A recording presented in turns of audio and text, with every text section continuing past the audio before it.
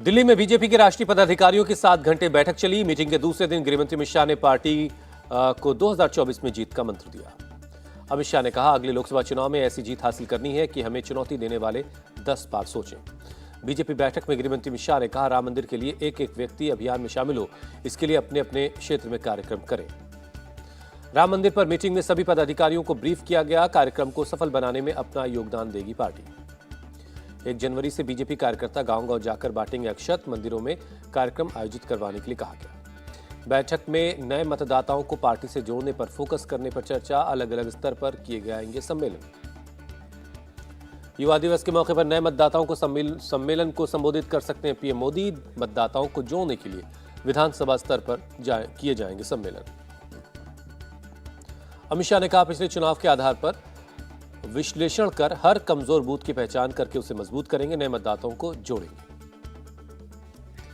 बैठक में पार्टी के कई बड़े नेताओं ने 2024 के लिए अपनी विचार रखे। बीजेपी केंद्रीय कार्यालय में हुआ मंथन। इमरान प्रतापगढ़ी ने गृहमंत्री अमित शाह पर साधा निशाना, कहा उनकी भाषा असंसदीय है। ऐसी जीत हासिल करेंगे कि विपक्ष चुनौती देने से पहले 10 बार सोचेगा वाले बयान पर इमरान का पलटवार। पीएम मोदी आज मन की बात के इस साल के आखिरी एपिसोड को संबोधित करेंगे। आने वाले त्योहारों और नए साल पर कर सकते हैं बात। सुबह 11 बजे होगा प्रसारण। लखनऊ में आज सपा की ब्राह्मण महापंचायत होगी। अखिलेश यादव शामिल होंगे। पीडीए के फॉर्मूले पर 2024 के चुनाव में बीजेपी के विजय रथ को रोकने में जुटी समाजवादी पार्टी। अब ब्राह्मणों को साधने की है तैयारी। केंद्रीय गृहमंत्री अमित शाह का गुजरात दौरा है। आज अहमदाबाद में स्वनिधि योजना के लाभार्थियों से मुलाकात करेंगे। ग्रेटर नोएडा के गौतम बुद्ध विश्वविद्यालय में दीक्षांत समारोह है। कार्यक्रम में हिस्सा लेने के लिए आएंगे उत्तर प्रदेश के मुख्यमंत्री योगी आदित्यनाथ।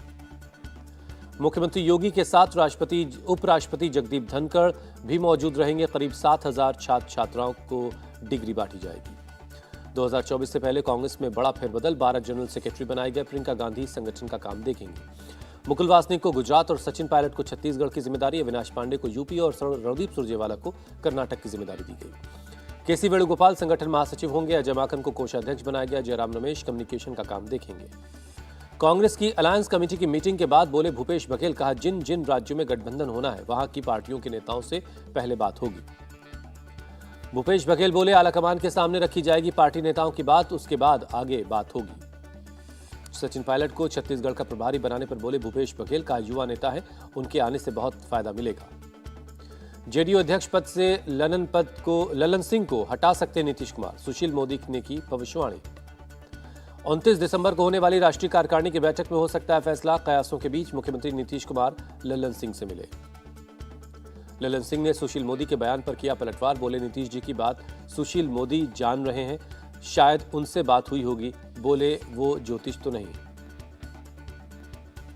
ललन सिंह ने गिरिराज सिंह के जेडीयू में टूट वाले बयान पर साधा निशाना, कहा गिरिराज की अपनी टीआरपी है, कुछ बोलना है इसलिए बोलते रहते।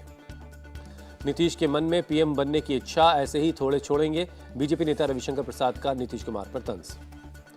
अयोध्या में रामलला की प्राण प्रतिष्ठा के लिए 84 सेकंड का होगा मुहूर्त। राम मंदिर तीर्थ क्षेत्र ट्रस्ट ने देश भर के विद्वानों और ज्योतिषाचार्यों से प्राण प्रतिष्ठा का समय निर्धारित करने के लिए कहा। पंडित गणेश्वर शास्त्री दमन ने मुहूर्त का बताया बहुत अच्छा। बोले 16 में से 10 गुण अच्छे हैं। कार्यक्रम 6 से 7 दिन चलेगा। प्राण प्रतिष्ठा कार्यक्रम के लिए अयोध्या तैयार है। राम की नगरी की सड़कों को सजाया जा रहा है। दीवारों पर रामायण का चित्रण हो रहा है। प्राण प्रतिष्ठा के दौरान होने वाले लंगर के लिए कई बोरियों में अनाज और घी पहुंचा। सरयू में बोट के जरिए उतारे गए। अयोध्या में राम मंदिर की प्राण प्रतिष्ठा की तैयारी में जुटी है सरकार। डिप्टी सीएम ब्रजेश पाठक ने की तैयारियों की समीक्षा। मीटिंग के बाद बोले ब्रजेश पाठक, अयोध्या में प्राण प्रतिष्ठा में लगाया जाएगा मेडिकल कैंप, तैनात होंगे अतिरिक्त डॉक्टर। अयोध्या में प्राण प्रतिष्ठा के वक्त होगी अचूक सुरक्षा। स्पेशल डीजी प्रशांत कुमार का बयान। जम्मू कश्मीर के राजौरी में आज होगी रेत लेइंग सेरेमनी। आतंकवादी हमले में शहीद हुए चारों जवानों को श्रद्धांजलि दी जाएगी। जम्मू कश्मीर के पुंछ में आतंकियों की तलाश में जुटी सेना। ऑपरेशन में शामिल सेना के 3 अलग अलग यूनिट। जम्मू कश्मीर के अखनूर में घुसपैठ की कोशिश नाकाम। फायरिंग में 1 आतंकी मारा गया, 3 भाग गए। राजौरी और पुंछ में इस साल 27 आतंकी मारे गए, भारतीय सेना ने जानकारी दी। राजौरी एनकाउंटर पर बोले गुलाम नबी आजाद, केंद्र और राज्य सरकारों को सुरक्षा एजेंसियां बढ़ाने की जरूरत है। मुंबई के आजाद मैदान में 20 जनवरी से फिर भूख हड़ताल करेंगे मनोज जरांगे पाटिल। कहा मराठा आरक्षण लेकर आएंगे। छगन भुजबल पर बरसे मनोज जरांगे पाटिल, कहा मैं किसी को मैनेज नहीं करता, मुझे किसी पद की लालच नहीं। महाराष्ट्र के मुख्यमंत्री एकनाथ शिंदे का बयान, बोले मैं सर्वोच्च न्यायालय को धन्यवाद देता हूं, मराठा आरक्षण पर क्यूरेटिव पिटीशन मंजूर की, 24 जनवरी को होगी सुनवाई। बिहार के सिवान में एआईएमआईएम नेता की हत्या, दिन दहाड़े बाइक सवार अपराधियों ने मारी गोली। घटना के वक्त अपनी दुकान पर बैठे थे आरिफ जमाल। अस्पताल में आरिफ जमाल को इलाज के दौरान मृत घोषित कर दिया गया। अपराधियों ने एआईएमआईएम नेता को मारी 3 गोलियां। पुलिस हत्या की जांच में जुटी है। मुरादाबाद में किसान सम्मान समारोह हुआ। सीएम योगी बोले सरकार के एजेंडे में किसान शामिल है, ये डबल इंजन की सरकार है, बोलती कम है करती ज्यादा है। सीएम योगी ने कहा अब कानून से खिलवाड़ करने वालों से सख्ती से निपटा जा रहा है। लोग कहते हैं कर्फ्यू न दंगा, यूपी में सब चंगा। सीएम योगी ने उपराष्ट्रपति की नकल करने का मुद्दा भी उठाया, कहा अपमान करने वालों को जनता जवाब देगी। दिल्ली में पीएम मोदी से मिले छत्तीसगढ़ के CM Vishnudeo Sai, deputy CM Vijay Sharma और अरुण साव भी मौजूद रहे। केजरीवाल सरकार पर एक और घोटाले का आरोप, अस्पतालों में मरीजों को नकली दवा देने का आरोप है। एलजी ने सीबीआई जांच के आदेश दिए। दिल्ली सरकार के अस्पतालों में नकली दवा मिलने पर भड़की बीजेपी, कहा जनता की सेहत से खिलवाड़ कर रही सरकार। दिल्ली कांग्रेस प्रमुख अरविंदर सिंह लवली ने मेडिकल बोर्ड बनाने की मांग की ताकि दूसरे दवाओं की भी जांच की जा सके। केजरीवाल को मिले ईडी समन पर बोली सुप्रिया सुले, कहा जब जब इंडिया अलायंस की बैठक होती है तब तब विपक्ष के नेताओं को समन भेजा जाता है। केजरीवाल को तीसरे समन पर बोले बीजेपी नेता हरीश खुराना, खुद को कानून से ऊपर समझते हैं केजरीवाल। उपराष्ट्रपति जगदीप धनखड़ ने मल्लिकार्जुन खड़गे को लिखा लेटर, सांसदों के निलंबन पर चर्चा के लिए 25 दिसंबर को बैठक का सुझाव दिया। तेजस्वी यादव को ईडी ने जारी किया सम्मन, लैंड फॉर जॉब के मामले में 5 जनवरी को पूछताछ के लिए बुलाया है। पीएफआई को लेकर ईडी का बड़ा खुलासा, गल्फ देशों से हवाला के जरिए आया करोड़ों कैश, गिरफ्तार 5 पीएफआई से जुड़े लोगों से पूछताछ में पता चला। बृजभूषण शरण सिंह का बड़ा बयान, कहा भारतीय कुश्ती पर लगा ग्रहण हटा, चुनाव बिल्कुल निष्पक्ष तरीके से हुआ है। पहलवानों के विरोध पर बोले सीएम खट्टर, कहा खिलाड़ियों को खेल पर ध्यान देना चाहिए, चुनाव लोकतांत्रिक तरीके से होता है, इसे स्वीकार करना चाहिए। संसद सुरक्षा में सेंध के आरोपी महेश कुमावत की कस्टडी 13 दिन बढ़ाई गई। दिल्ली के पटियाला हाउस कोर्ट में हुई पेशी। कर्नाटक में हिजाब पर फिर सियासत हुई तेज। पूर्व सीएम येदियुरप्पा बोले मुस्लिम समुदाय को खुश करने के लिए जल्दबाजी में लिया गया फैसला। विवाद बढ़ने पर हिजाब बैन हटाने के बयान से पलटे सीएम सिद्धारमैया, कहा अभी नहीं किया है। मध्य प्रदेश के सीएम मोहन यादव पहुंचे उज्जैन, अटल अनुभूति उद्यान में सफाई अभियान में शामिल हुए। राजस्थान के जैसलमेर पहुंची राष्ट्रपति द्रौपदी मुर्मू, लखपति दीदी कॉन्फ्रेंस में शामिल हुई। राजस्थान में सभी पुराने सरकारी कार्यादेशों पर लगी रोक, टेंडर भी रद्द कर दिए गए। एमपी के पूर्व सीएम शिवराज सिंह चौहान ने रामदास पुरी को पहनाए जूते। प्रदेश में बीजेपी की सरकार बनने तक जूते चप्पल न पहनने का संकल्प लिया था। नवी मुंबई के पनवेल में एमएनएस की गुंडागर्दी, मराठी नहीं बोलने पर डिलीवरी बॉय को पीटा। हैदराबाद के अंकुरा अस्पताल में लगी भीषण आग, शॉर्ट सर्किट के कारण आग लगी थी। शिमला में नगर निगम की पुरानी बिल्डिंग में लगी आग, फायर ब्रिगेड की टीम ने आग पर काबू पाया। यूपी के इटावा के पास झारखंड संपर्क क्रांति ट्रेन से उठने लगा धुआं, यात्रियों में मची अफरा तफरी। सुरक्षा को देखते हुए दूसरे कोच में यात्रियों को शिफ्ट किया गया। ट्रेन के ब्रेक के पास से धुआं निकल रहा था, जांच के बाद ट्रेन को आगे जाने दिया गया। ट्रेन के एसी कोच से निकल रहा था धुआं, मौके पर पहुंचे टेक्निकल स्टाफ और पुलिस की टीम। यूपी के सीतापुर में एक महिला का शव मिला। खैराबाद टोल प्लाजा के पास मिली डेड बॉडी, पुलिस मामले की जांच कर रही है।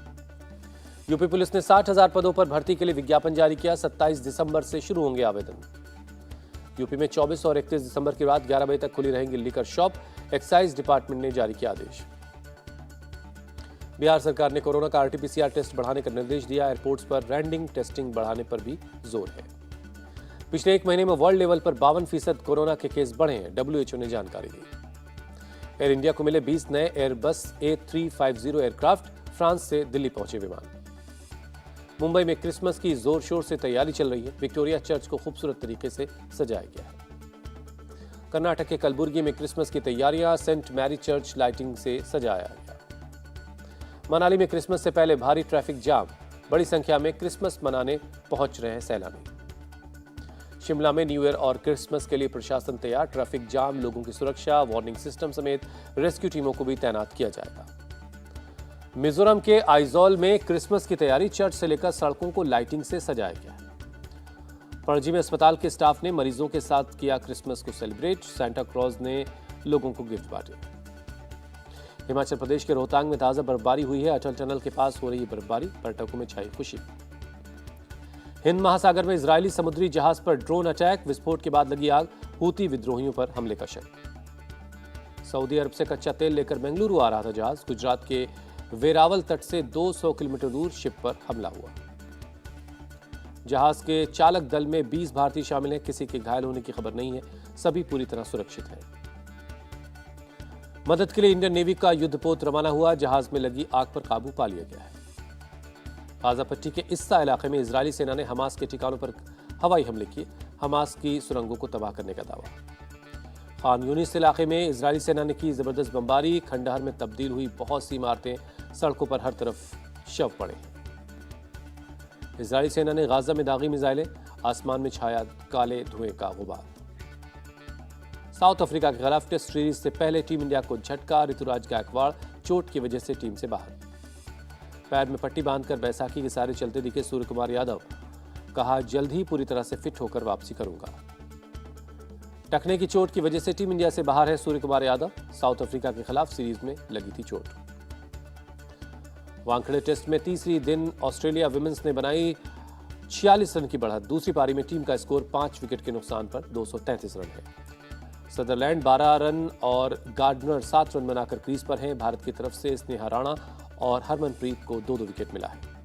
नेशनल बॉक्सिंग चैंपियनशिप के प्री क्वार्टर फाइनल में पहुंची स्वीटी बूरा और पूजा रानी, मनीषा और स्नेह ने अंतिम 16 में जगह बनाई। सऊदी प्रो लीग में अल नस्र ने अल इत्तेफाक को 3-1 से हराया, क्रिस्टियानो रोनाल्डो ने पेनाल्टी में दागा गोल। दिल्ली में एक्ट्रेस श्रुति हसन ने बांधा समा, श्रुति हसन के गाने पर झूमते नजर आए लोग, 11वें नॉर्थ ईस्ट फेस्टिवल में परफॉर्म किया।